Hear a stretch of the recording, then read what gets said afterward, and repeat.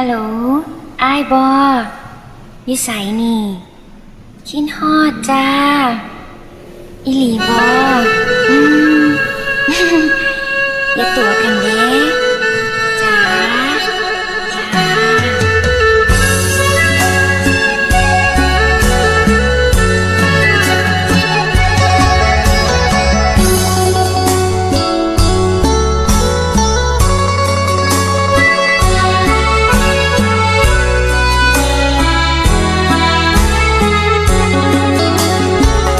ไอ้โทรมาน้องคือเว้าน้ำเขามวนแท้จังแม่นบ่แค่ไอ้คนนั่งเฝ้าจอกอยิ้มใส่มือถือทั้งจ้าทั้งดัดเสียงเอียงคอคุยนานงานยังกะดอกอายนั่งรอน้องบ่เห็นใจ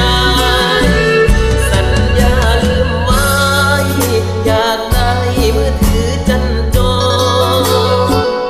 จำได้บ่น้อเจ้าว่าสิบ่แจกเบอร์ใครอายรินรนหาซื้อมือถือมาฝากน้องตามใจมือถือที่อายซื้อให้บัดนี้ทำไมมีแต่เบอร์เขาอายทนนั่งเฝ้าตอนที่เขาโทรมา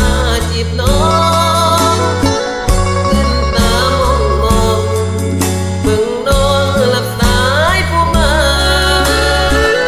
มือถือมือสามเปิดช่องให้คนน้ำจีบเจ้าเรื่องอายเบื่อเขาคิดแล้วเศร้าน้ำตาไหลคลอ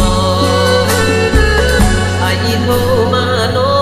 งฟังเสียงหลอดสายใจกลั่นผู้ชายคนนั้นสำคัญกว่าอายเป็นบ่อย่าเว้าโดนลายซอยวัดสายจะเข้าได้บ่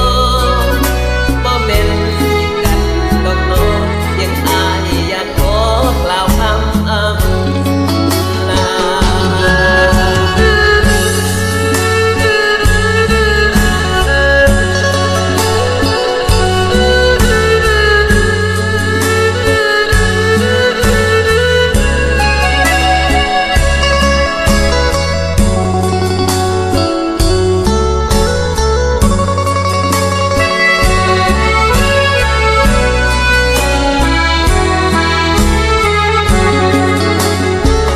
ไอ้โทรมาน้องฟังเสียงหลอดสา